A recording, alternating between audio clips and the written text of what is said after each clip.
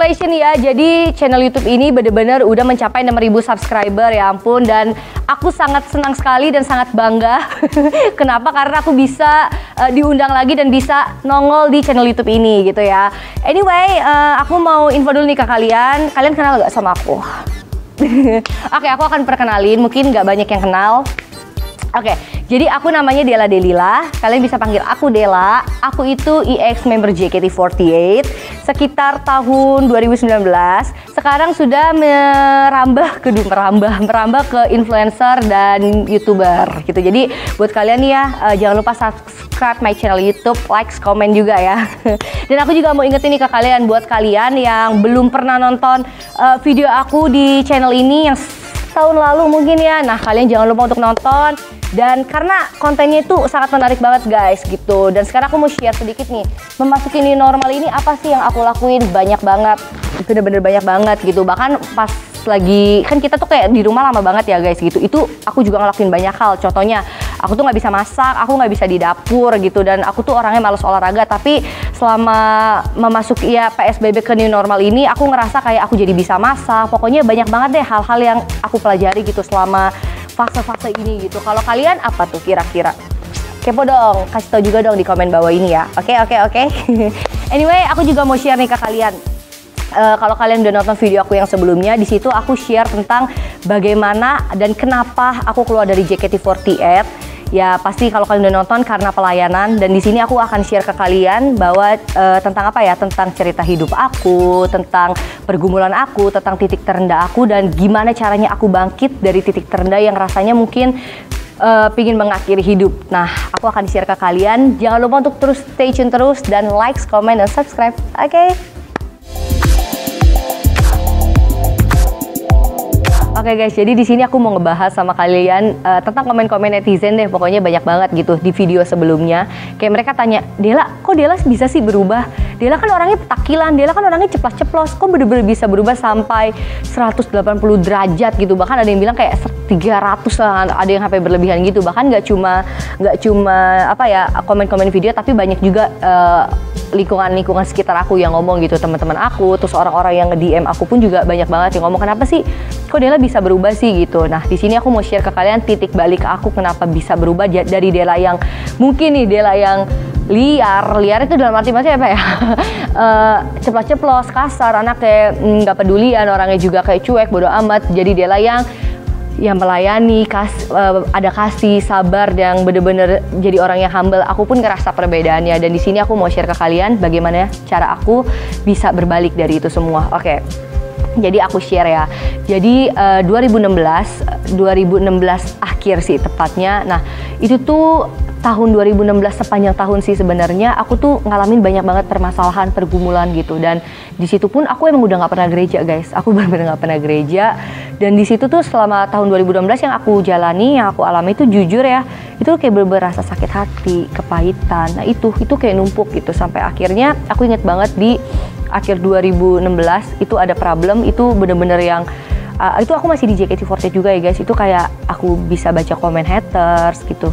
Terus abis komen haters itu, sebenarnya komen haters sih nggak ngena ke aku ya, cuma mungkin problemnya karena aku lagi ada masalah family gitu, masalah ekonomi, terus ya lagi amburadul lah, masalah keluarga gitu. Nggak cuma masalah keluarga, terus habis itu sama saudara-saudara juga lagi nggak enak banget. Terus habis itu kayak masalah kerjaan aku yang di JKT48 gitu. Pokoknya banyak banget orang-orang yang apa ya, pokoknya kok aku rasanya kok kayak disalahin terus gitu, kok kayaknya rasanya aku banyak tuntutan gitu. Yang ketiga, kenapa yang buat aku bener-bener stres, karena aku kayak ngerasa kehilangan identitas guys. Aku tuh selama menjalani kehidupan aku, mungkin aku disukain sama banyak orang, mungkin aku apa ya dapat gift banyak, mungkin followers aku banyak, mungkin kemanapun aku pergi dulu ada aja orang yang tahu. Mungkin buat sebagian orang itu pencapaian yang besar ya guys, tapi jujur pas di saat itu aku ngerasa kayak gila, gue udah dapetin semua yang gue mau gitu. Maksudnya ya gue punya uang juga ada gitu loh, ngerti gak? Terus gue terkenal juga iya gitu, fans juga pada baik. Apa sih yang nggak mereka kasih? Support, dukungan, semua juga ada gitu. Bisa nyanyi, berdiri di panggung banyak orang, ya bener-bener bisa sampai beribu-ribu orang gitu. Itu udah pernah aku alamin gitu. Yang tapi kayak tetap gitu, aku malah ngerasa identitas aku tuh kayak nggak ada. Aku bisa stres, aku kayak bisa ngerasa depresi. Yang lebih sedihnya lagi kayak aku ngerasa aku nggak layak gitu loh. kayak ih buat apa sih gue di sini, buat apa sih gue ada gitu. Gue kayak bener-bener aku ngerasa nggak layak banget guys, bener-bener ngerasa nggak layak, kayak apa ya, kayak nggak ada value-nya gitu loh. Padahal kayak ya kalian bisa lihat lah gitu, kayak followers banyak, yang muji-muji banyak gitu ya kasarnya ya. Ini bukan karena aku sombong, tapi aku cuma share ke kalian. Nah pada saat itu aku cuma diem, dan aku tuh bener-bener ngerasa nggak damai sejahtera banget hidup aku. Jadi dulu kalau di JKT48 tuh ada backstage, nah itu tuh ada toilet. Aku tuh kalau lagi sedih, terpuruk, aku selalu nangis di toilet itu gitu. Bener-bener di toilet itu aku nangis yang aku nggak bisa share ke siapapun. Nah jadi suatu ketika, ini titik balik aku ya, aku inget itu abis kelar show 1 gitu, weekend kalau nggak salah di JKT48 kita punya teater. Terus abis itu kayak mereka tuh kayak pengen ngajak apa ya guys, ngajak kayak main-main gitu loh guys, kayak biasanya kita kan sama member sama staff gitu ya. Tapi aku tuh jujur lagi nggak pengen banget gitu. Aku nggak pengen ketemu orang-orang, aku juga kayak lagi males ketemu sama orang-orang, karena menurut aku ngapain gue ketemu orang-orang gitu, karena aku emang kayak jadi zombie guys, aku jadi Della yang dingin. Coba kalian bayangin, karena aku udah sedesperate itu gitu. Pada akhirnya aku bilang aku bingung ya, aku harus memutuskan, aduh gimana cara gue kabur nih, gimana cara kabur tapi biar nggak kelihatan kabur. Nah aku juga udah nggak pernah gereja. Aku ingat, oh ya ini tuh hari Minggu. Pada saat itu aku cari Google, itu kan di FX Sudirman ya guys. Aku cari Google, terus kayak aku lihat gereja gitu ya. Terus tiba-tiba aku lihat tuh ada GBI di Senayan City. Nah nggak lama kemudian, guys maaf ya guys, aku gereja. Aku bilang kayak gitu. Padahal sebenarnya gereja aja tujuannya bukan mau gereja guys. Tujuan awal aku mau ke gereja itu ya biar aku nggak ketemu sama mereka aja, beneran. Tapi anehnya Tuhan itu sangat baik, sungguh amat baik. Kenapa? Apa yang nggak kita pikirin ya Tuhan pikirin gitu loh. Kayak contohnya gini, aku ke gereja tujuan aku tuh nggak bener, tapi dia Allah yang setia gitu. Kayak contohnya aku masuk ke dalam gereja, aku gereja 2 jam kak, apa yang terjadi? Aku encounter sama Tuhan. Aku ngerasa kok kayak keterpurukan aku, kepahitan aku, rasa sakit aku, semuanya hal-hal tuh yang kayak membuat aku depresi itu bener-bener hilang guys. Bener-bener hilang yang kayak aku nggak perlu pergi kemana-mana, tapi kayak itu hilang. Aku kaget, itu gereja 2 jam itu aku bisa nikmatin. Dan jujur aku nggak tahu ya lagu gerejanya, karena emang aku juga udah lama nggak gereja gitu. Tapi aku kayak bisa ngerasain apa ya, kekosongan di hati aku yang nggak bisa diisi sama orang-orang, tapi Tuhan doang yang isi gitu loh. Itu yang aku rasain dan aku alamin. Dan pada saat itu, hari itu juga aku ngerasa encounter, aku ngerasa kayak dipeluk, aku ngerasa dikasihi, aku ngerasa kayak hati aku yang kosong terpuruk itu diisi. Aku ngerasa belas kasihan dan aku ngerasa berharga. Pas aku gereja, karena aku ngerasain hadiratnya, aku percaya di situ Tuhan lawat aku guys. Dan bener-bener keluar dari gereja itu aku buat komitmen. Aku buat komitmen yang udahlah baptis. Harus baptis pokoknya, aku bilang gitu, udahlah harus baptis gitu. Ya prosesnya ada gitu, sampai ya prosesnya ada baptis nggak baptis gitu, ada gitu. Mungkin kadang aku juga masih tipikal orang yang agak cuek, agak kasar, agak bodoh amat, itu masih ada dalam diri aku. Tapi saat itu yang buat titik aku balik, aku bertobat sama Tuhan gini, aku cuma bilang, Tuhan ampuni aku Tuhan, hari ini Tuhan aku serahkan hidup aku sama Tuhan, maunya Tuhan yang atur aja. Saat itu aku cuma perkataan itu, dan aku ngerasa tahun demi tahun sampai sekarang, dari masa pertobatan aku sampai sekarang, itu bener-bener aku ngerasa beda banget. Jadi setiap bulan, mungkin kalau aku lihat setiap tahun, itu tuh aku ngerasa hidup aku ada progresnya. Aku punya tujuannya, aku punya visi, aku punya misi. Hidup aku nggak sekedar cuman yang ngelakuin apa yang ada di depan aja, tapi ada sukacita, ada damai sejahtera. Coba deh guys, kita bayangin. Kita ngerjain sesuatu, ada sukacita, ada damai sejahtera, ada tujuan, itu lebih enak gak sih daripada kita ngerjain tapi kita nggak punya perasaan apa-apa gitu. Dan aku percaya perasaan itu ya cuma perasaan sama Tuhan. That's why kenapa sampai hari ini aku cuma nempel dan melekat sama Tuhan, karena aku tahu kekuatan aku, damai sejahtera aku cuma ada sama Tuhan. Tinggal di dalam hadirat Tuhan, itu bener-bener ya, itu kunci aku, itu senjata aku dan pegangan aku gitu guys. Kayak aku ngerasa gini ya, gila ya, bener loh, popularitas, harta, ketenaran itu tuh bener-bener nggak bisa ngebuat kita damai guys. Kalian mungkin bisa beli makanan semahal apapun, kalian bisa belanja, bisa pergi kemana-mana, tapi kalau kalian nggak punya Tuhan, hati kalian tuh tetap nggak akan ada yang bisa isi gitu. Yang ada apa sih? Takut. Yang ada apa? Ketakutan itu tuh yang nggak bisa ngebuat depresi, kepahitan, stres. Nah itu. Cuma ya aku ngerasa bahwa Christ is enough, Tuhan itu cukup. Jadi ya aku nggak perlu ketenaran, aku nggak perlu popularitas. That's why kenapa aku memutuskan untuk keluar dari JKT48. Untuk apa sih? Ya untuk melayani Tuhan gitu. Karena sebenarnya banyak yang orang yang bilang konsekuensinya gede banget. Yes, betul, konsekuensi yang sangat gede. Orang tahu aku anaknya pecicilan, cerewet, tapi tiba-tiba kok bisa sih kayak gini ya. Aku juga nggak tahu gimana guys. Tapi ya titik balik di akhir 2017 lah, anggap memasuki 2017 di situ. Aku pun nggak bisa ngejawab kenapa aku bisa kayak gitu, tapi aku percaya itu Tuhan gitu yang ngerubah aku sampai hari ini. Kenapa aku berani memutuskan untuk pelayanan yang ya pelayanan gak digaji loh, tapi ya itu belajar menjadi hamba. Tapi aku percaya gitu, maksudnya orang benar gak akan pernah dipermalukan gitu. Tuhan gak akan pernah kasih kita, ya nggak mungkin mutusin lah berkat kita kalau kita cuman ngelakuin apa yang berkenan di hadapan Tuhan, yang aku percaya. Itu satu ya guys, itu titik balik aku selama pertobatan aku yang dulu gimana sampai sekarang kok bisa berubah banget. Nah itu buat kalian yang bener-bener penasaran, ya itu jawabannya. Kalau mau tahu caranya gimana, aku cuman kasih pesan ke kalian, ya kalian cuma harus nempel melekat sama Tuhan, ya jauhin buang hidup kalian yang lama sih gitu. Ya bayar harganya pasti, konsekuensinya banyak. Cuma ya udah, kalau ikut Tuhan percaya aja, fokus aja sama Tuhan gitu. Itu titik balik aku sih. Terus yang kedua aku mau share, aku pernah berpikir untuk mengakhiri hidup. Sebenarnya di tahun 2020 ini sih guys. Jadi,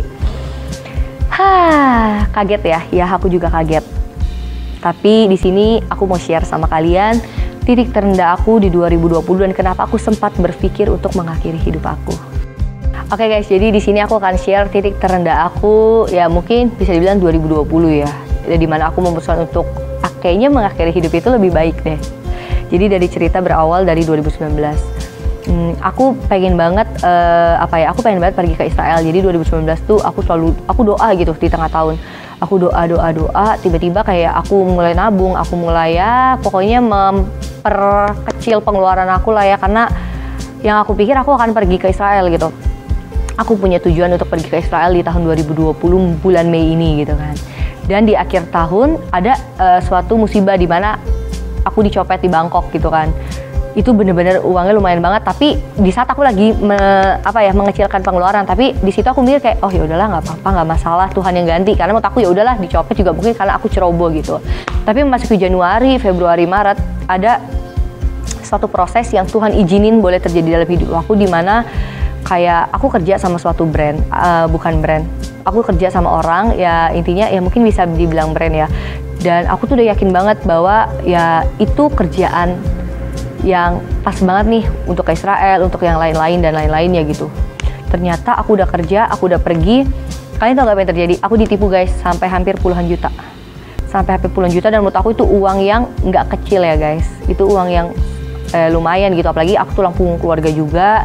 Aku harus bayar kuliah sendiri dan lain-lain gitu. Tiba-tiba aku harus ngadepin, aku ditipu, uangnya hilang dan aku harus nombok. Bayangin, aku udah ditipu puluhan juta, aku harus nombok. Wah itu tuh bener-bener yang oke, tapi aku masih yang kayak oke Tuhan, nggak apa-apa gitu. Aku terima gitu.